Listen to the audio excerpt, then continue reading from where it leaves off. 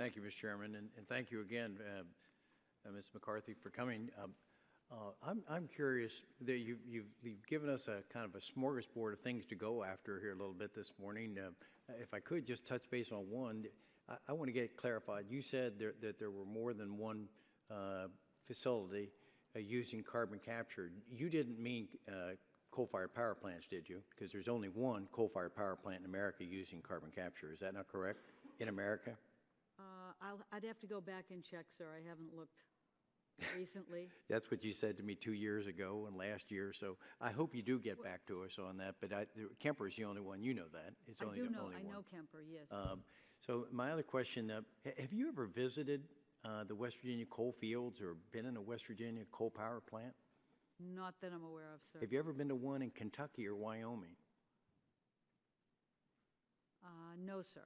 That's what I was afraid of. So I'm just curious, as you know, you're part of this bureaucracy that's passing all these legislative fiats and regulations, but never really touching base with the people that you're affecting their lives. Muniz, when he was here the other day, the secretary said he wants to come to West Virginia and he wants to see, because he had heard about the Longview power plant. Do you know anything about the Longview power plant? No, sir, I don't. That's one of the most efficient, if not the most efficient power plant in America, and it doesn't use carbon capture. So I will extend the invitation to you again and again. I've done that, and whatever your schedule has never permitted you to come to West Virginia. So I think we better take this seriously, the impact we're having on people's lives. You know, in the last couple of weeks, some of the candidates have been saying that we need to move away from coal and other fossil fuels in their campaigns. And one of them said, we're going to put a lot of coal miners out of work. Do you agree with that? Is that good for the economy to put our coal miners out of work?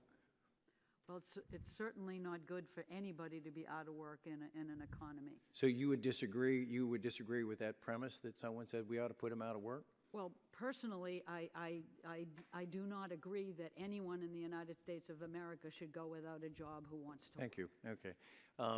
So if I could go back to your other part of your testimony also, you talked about a stable climate. Yeah. And you want to maintain a stable climate. But unfortunately, the rest of the world doesn't seem to be following in that footsteps in that stable climate. We've got a chart.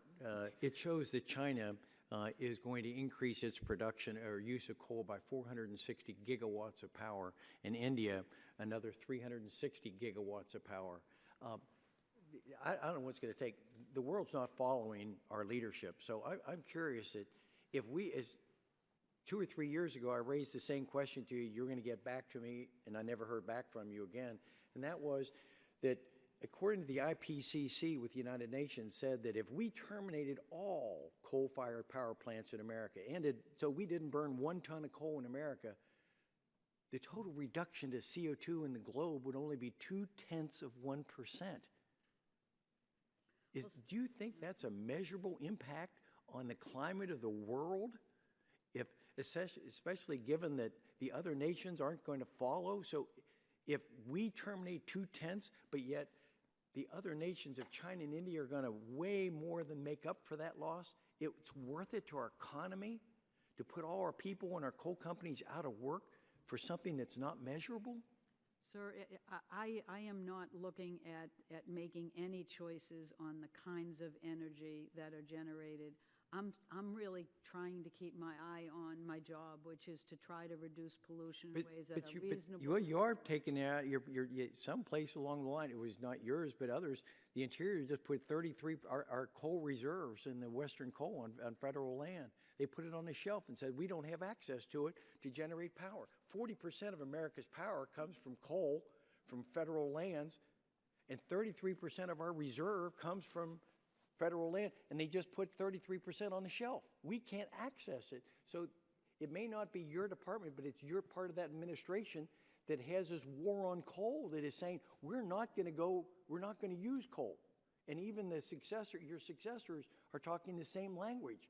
I don't understand. If it doesn't have an impact on climate change around the world, why are we subjecting our hardworking taxpayers and men and women in the coal fields to something that has no benefit?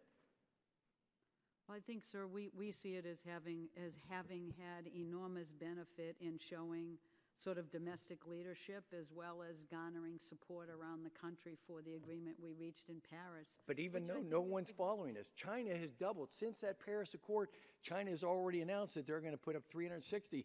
India has announced that they're going to double their use of coal since the Paris Accord. I'm afraid my time's over, but